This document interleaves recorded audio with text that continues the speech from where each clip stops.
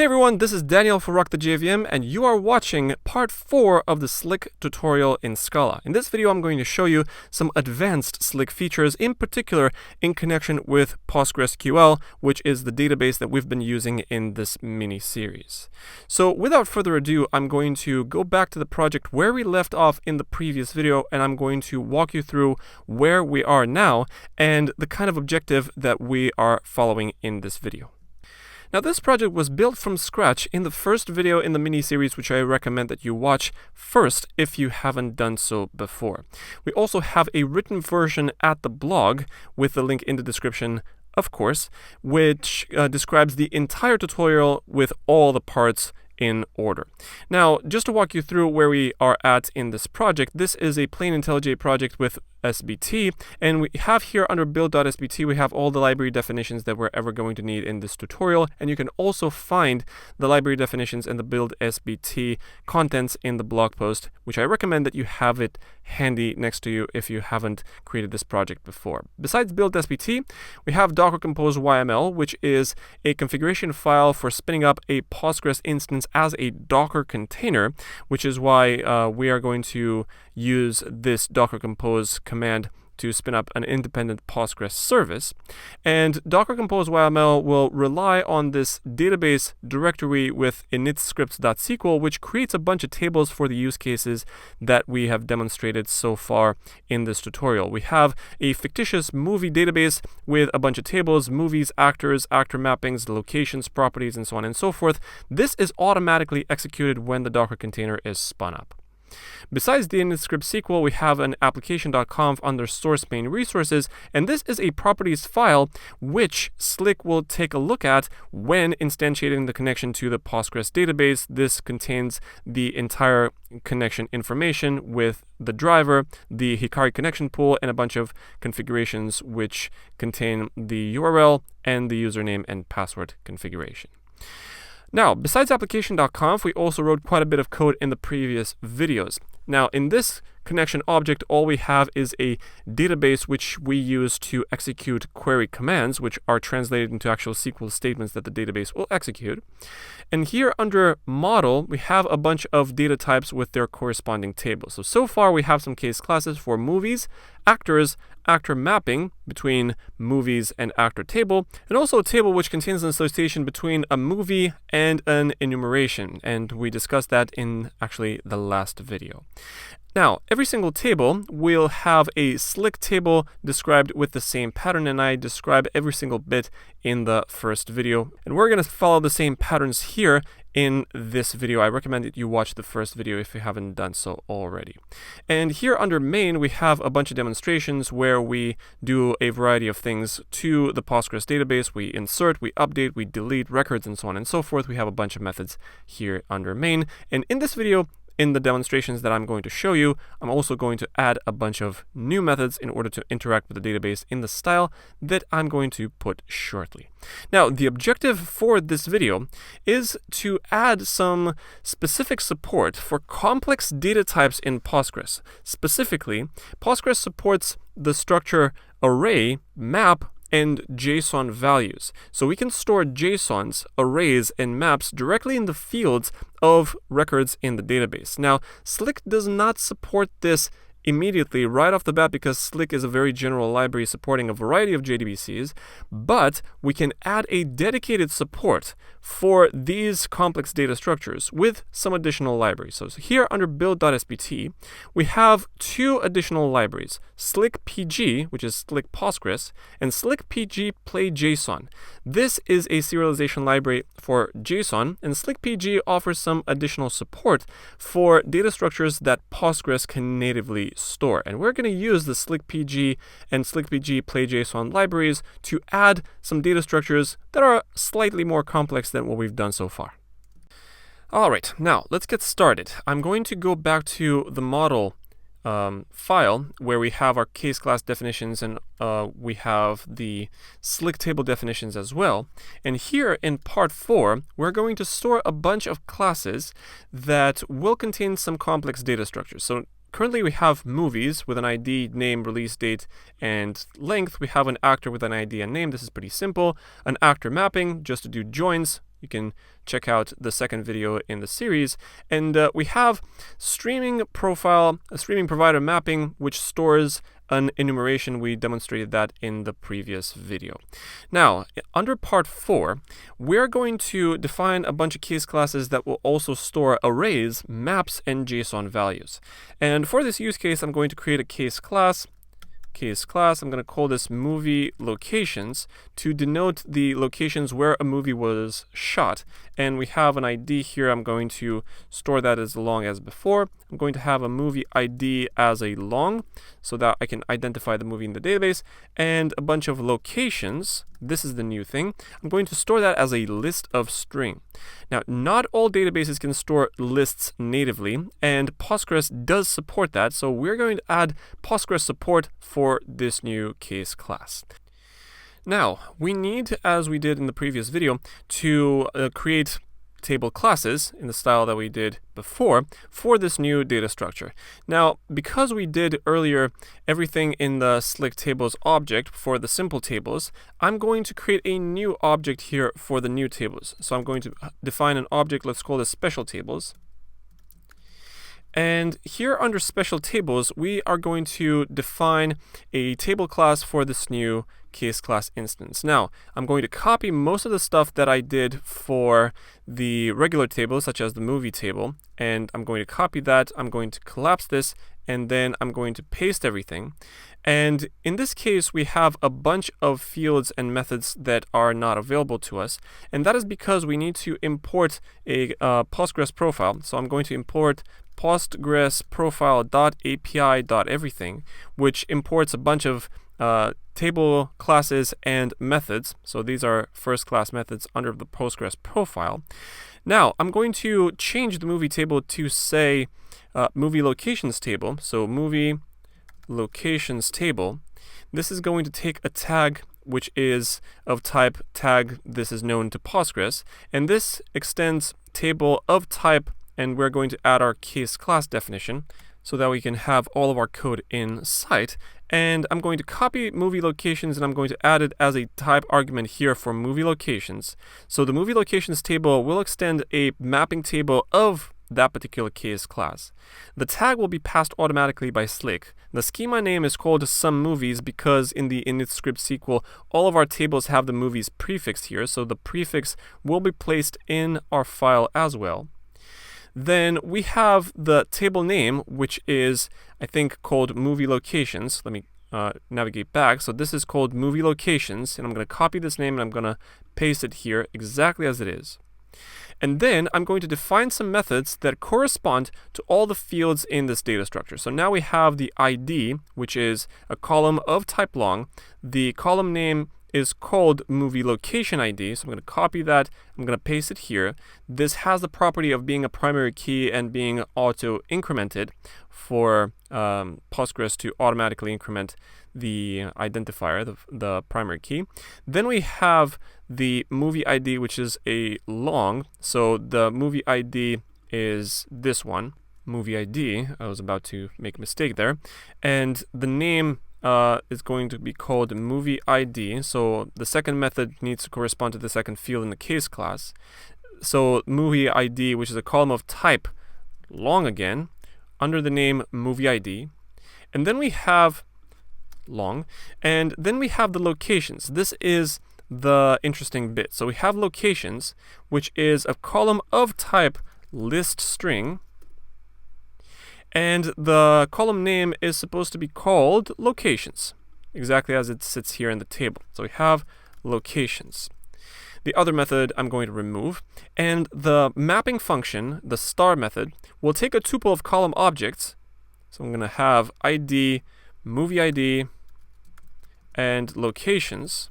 And then I'm going to have this really weird mapping method, which is less than greater than, and it's only applicable for or after the implicit resolution has been completed, We're going to solve that shortly. And given a tuple of 3 items, ID, movie ID, and location, we need to pass a function to be able to construct an instance of this case class based on a tuple, ID, movie ID, and location. And this is going to be movie locations.tupled, and a conversion function backwards from a case class to a tuple of 3 items. So I'm going to have movie locations.onApply. And finally, the lazy val, I'm going to call this movie locations table as table query of movie locations table. Now, we need to fix this implicit thing.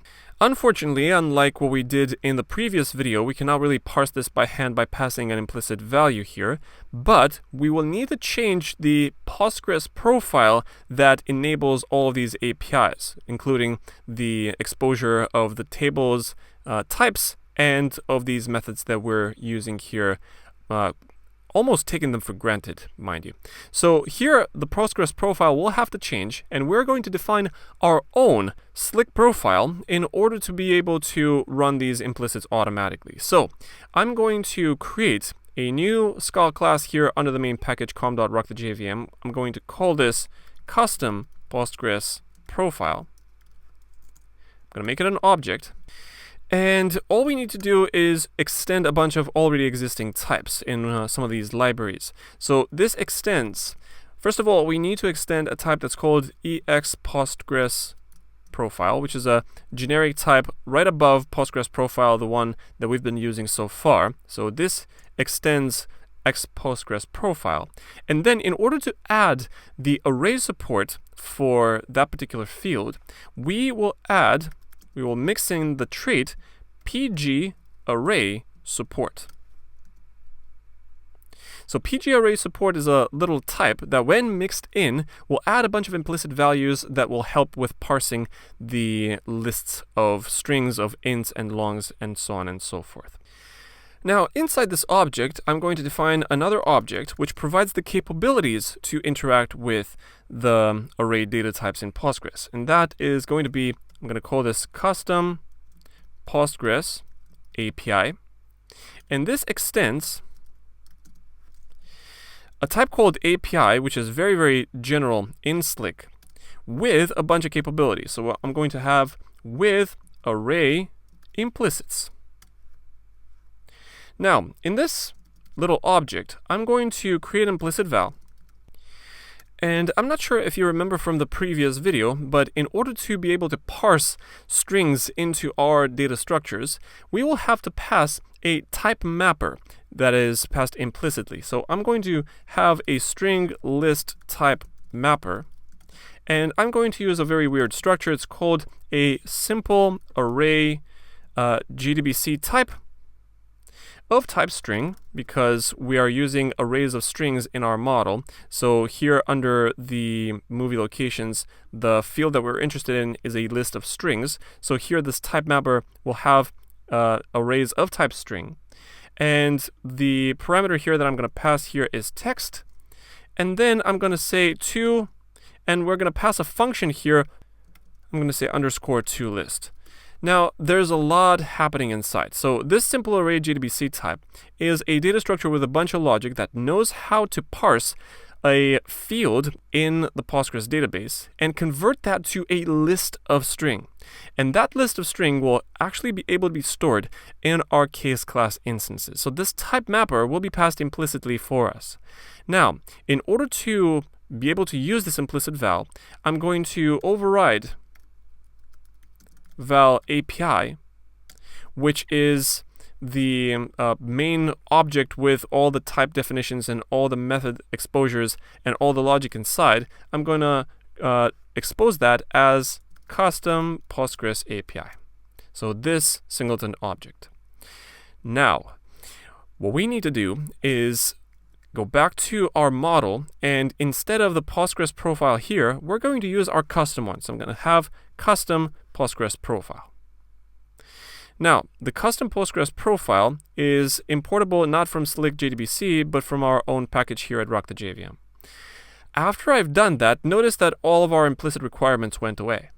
Now, at this point, we're ready to start inserting some data into the database and see what we get. So here under main, I'm going to describe a bunch of filming locations. So I'm going to have, let's say for Star Wars: The Phantom Menace, so I'm going to have Star Wars locations as, and the data type is movie locations. So movie locations, and the movie the ID is going to be, let's say 1L, the movie ID is 10L, and the locations field is going to be a list.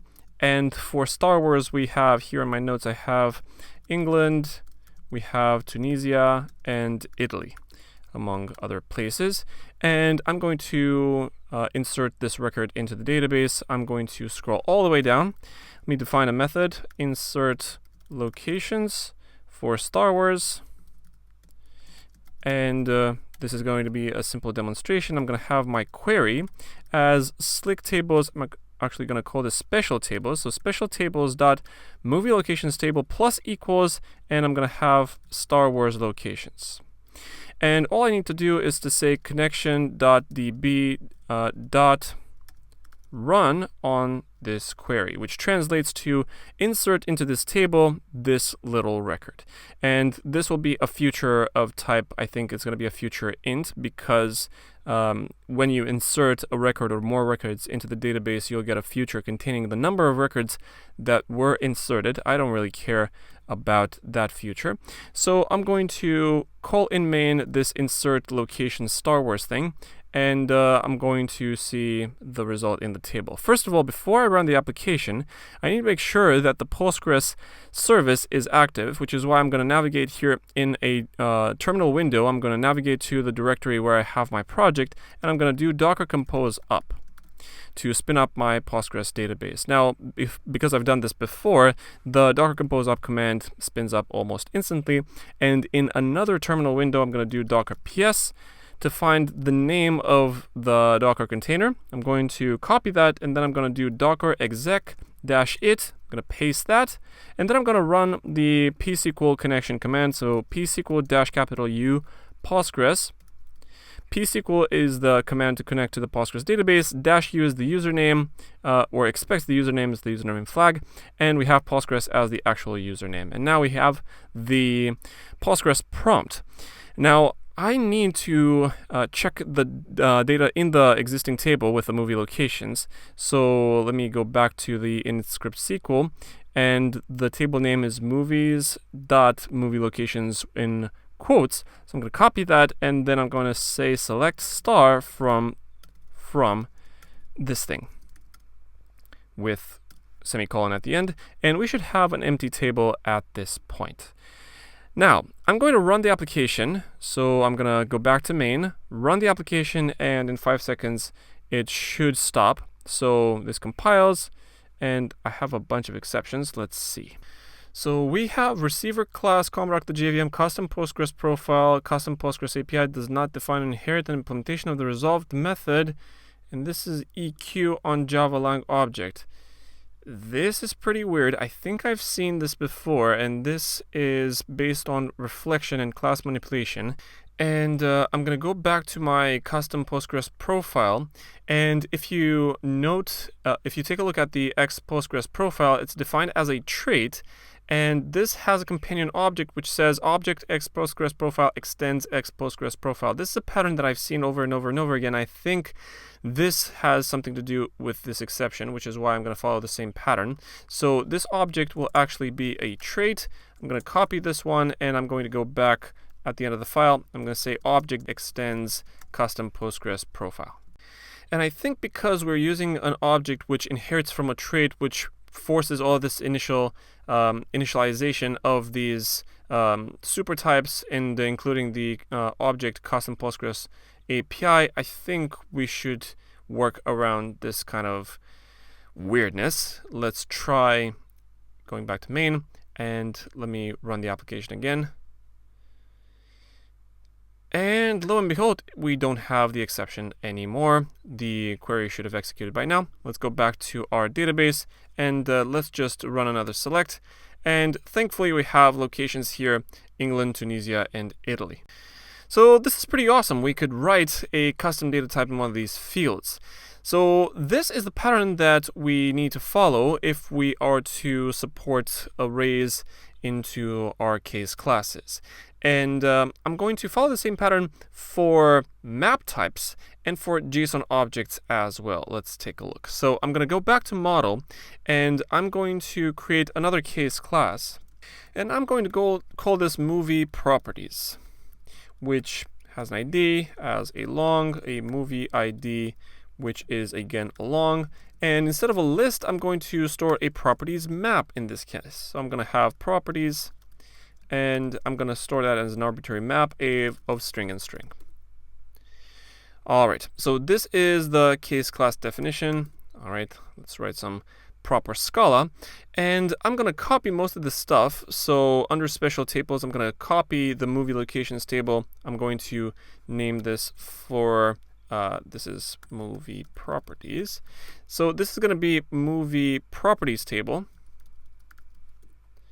And you need to make sure that I've spelled this properly. So movie properties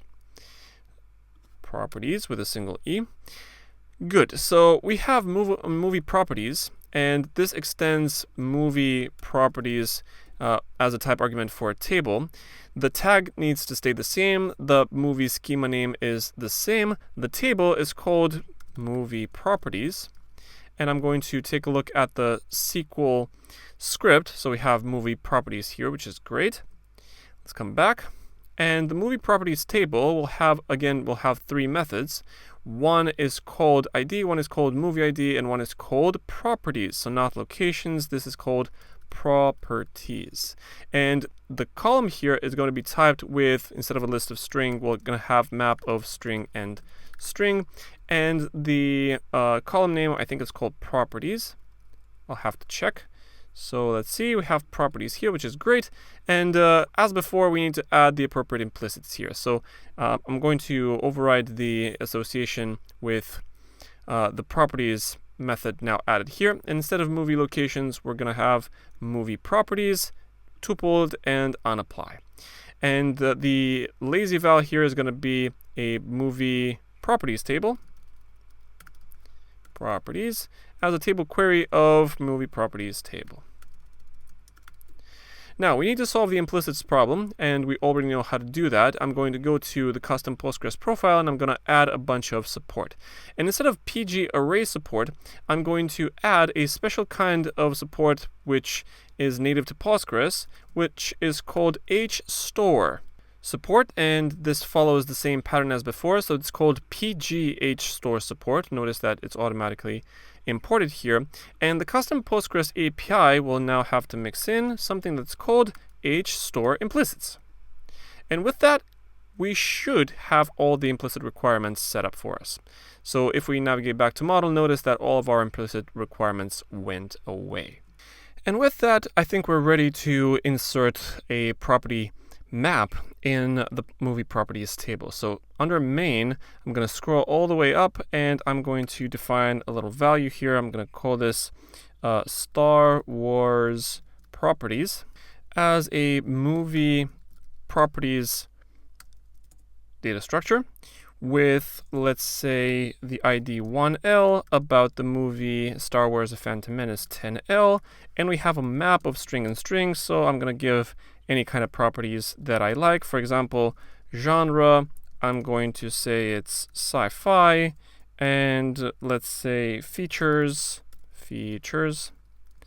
and I'm going to say lightsabers. Right. So with this Star Wars properties instance, I'm going to insert that into the movie properties table. So I'm going to scroll all the way down. I'm going to define insert properties demo or something like that, and I'm going to define a query. I'm going to say special tables dot movie properties table plus equals Star Wars properties, and then I'm going to say connection db run this little query. And under main, I'm going to call this new method. And before I run the application, I'm going to navigate back to my Postgres prompt, and I'm going to select star from movies.movie properties. And we have an empty table as of now, but if I run the application, let's see what we have. We should be able to add this new entry in the table. So let's run the query again, and notice that in this case we have one row, and we have genre is sci-fi and features is lightsabers. Notice how the representation here looks like for Postgres. All right, so as of now, we have the capability to insert maps into the fields of data structures. The final thing that I wanted to show you is how we can add JSON values as fields in a case class. So again, I'm going to navigate to the model, and I'm going to create yet another case class here under part 4. So case class, and we're going to use a table that we called actor details. So in this actor details, we're going to store a bunch of properties, much like we did for movie properties, except in this case, we're not going to store a map, but we're going to store a JSON object. So I'm going to have actor details, and I'm going to have an ID of type long, and an actor ID of type long, and the properties is going to be a JS value. So I'm going to have personal details as a JS value, and we're going to use the JS value from the Play framework's JSON library. So we're going to store this one. And I'm going to show you how we can make Postgres parse and encode JS values like this into and from the Postgres database. Now, let's go back to our special tables object over here. So let me add more space. And I'm going to run the same pattern that we did before. In this case, I'm going to have the actor properties or actor details. And the table name is actor details. I'm going to scroll this all the way down, and this is going to be my actor details table. This extends table of type actor details. The tag is going to be passed automatically. The schema is still called movies. The table name is called actor details. We have ID of type column, and the column name is called, we have ID, just like that. So we have ID. Then the actor ID is called actor underscore ID. So actor underscore ID, and this is called actor ID, this method. And the properties map is going to be called personal info, and we have here personal details. All right, so the method is going to be called personal details, and this is going to be a column of type JS value, and the name is going to be called personal info, which is the name of the actual column in the table. Let's validate this one more time. We have personal info. This is good. All right, so in the mapping function, we're going to have ID, actor ID, and this personal details object. And we're going to bind that to actor details .tuple actor details .unapply as before. And the table query is going to be called actor details table. And this is a table query of actor details table. So we are simply following the exact same pattern as before. Now, notice that we have the same kind of implicit requirement as for the other types. So naturally, we're going to navigate back to the custom Postgres profile, and we're going to add a bunch of types here in the type signature.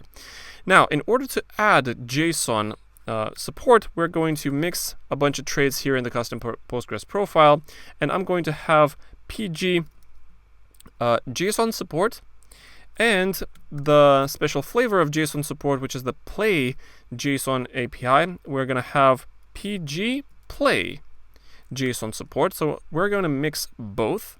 And after we mix these two traits, we need to override a method that's called PG-JSON, which is the JSON type that is going to be encoded here in Postgres. And the table definitions says, table definition file says JSON-B here. So I'm going to use the string JSON-B. All right. And here under the custom Postgres API, I'm going to mix in similar traits. I'm going to mix in JSON implicits. So JSON implicits, exactly like this. And we're going to add a type mapper as we did for arrays. We're going to add one for JSONs as well. So I'm going to add an implicit val. I'm going to call this play JSON array type mapper. just in case the JSON object might store arrays as well. So this is going to be a new, instead of a simple array JDBC type, I'm going to have an advanced array JDBC type of type JS value that I'm going to have to import from the play library. And I'm going to pass this little string, which is pg.json. And we need to have two conversion functions, one from the array to the JS value and vice versa. So I'm going to invoke a piece of utility code from this slickpg library. So I'm going to consider a string that's going to be parsed into an array of JS value. So I'm going to have simple array utils from the slickpg library, and then I'm going to say from string. And notice that we need to pass a conversion function string to the appropriate type, and the array string is going to be this thing. So I'm going to pass the string here as the second argument, and I need to supply a function argument in the first argument list. So I'm going to use JSON from the play API. So I'm going to say json.parse, exactly as it is. And finally, in order to keep the same type, because this is a sequence of JS values, and I have an option of a sequence, then I'm going to say or null to get rid of the option. And I need to supply the vice versa function. So from value, I'm going to say simple array utils. Instead of from string, I'm going to say make string of type JS value as before. And instead of using JSON parse, I'm going to run a toString. So I'm going to say _.toString with that value. So notice that these functions are pretty much the reverse of one another. And this expression needs to be converted to _toList in the exact same style as we did before. All right, so with this in place, let's go back to the model and let's see if we need any more implicit requirements, and notice that all of them magically went away. Good. So at this point, we've added support for JSON values in our case classes. So in main, I'm going to go at the very top and add a bunch of JSON properties for, let's say, Liam Neeson, because we have Liam Neeson here in actors. So I'm going to say Liam Neeson details. And I'm going to have, let's say, actor details with the ID 1 for the actor 3 and the JS value. And I'm lazy. I'm going to use JSON from play. I'm going to say JSON parse. And I'm going to pass a triple quote string. And I'm going to say, I'm going to actually write a JSON value. Let's say born, and checking my notes. This is 1952, and I'm going to add a random field here like awesome equals yes, or something like that. So this is going to be a JSON object, which is going to be parsed from a string. Cool. So I'm going to try to insert this into the database as it did earlier with the other stuff. So I'm going to say def, let's say insert Liam Neeson details as a demo, and I'm going to say val query as special tables, actor details table plus equals Liam Neeson details. And then I'm going to say connection.db.run on this query. All right, let's check the tables first. So I'm going to say select star from movies.actor details. And right now we have the personal info empty, which is OK. Then I'm going to run this function here in main, and we should conclude the video after this one. All right, so no exceptions here. After 5 seconds, the application should auto-close. Let's try to look at the table now, and look at that. We have the personal info as a JSON string. Alright folks, so this was a mega tutorial on Scala and Slick. If you followed along so far, you are awesome. Thank you for joining me in this mini series. If you like this video, go ahead and click the like button for me and subscribe to the Rock the JVM channel for more videos like this. Check me out on Twitter and LinkedIn. I post fresh updates on upcoming material. And check out the blog with the link in the description as always. And check out the Rock the JVM website. I have hundreds of hours literally on everything in the Scala ecosystem, including Cat's Effect, Zio, Akka, Apache Spark, Flink, and so much more. Until next time, I'm Daniel, signing off.